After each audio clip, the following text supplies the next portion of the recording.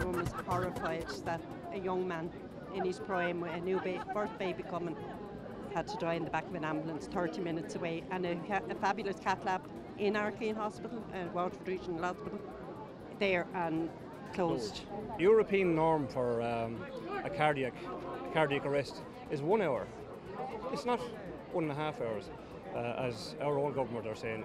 And a person hasn't got a chance, you know.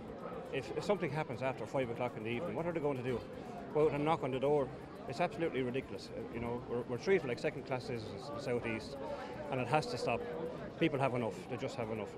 But for the size of our population, it's inexcusable that we have only one lab and that it's not open at the weekends and after 5 o'clock, because it's a basic human right to have access to that treatment, which, if it's delayed, is causing damage to the heart muscle that can never be repaired. So even if you don't die that day, it's going to affect your lifestyle for the rest of your life, the fact that you did not get the timely treatment.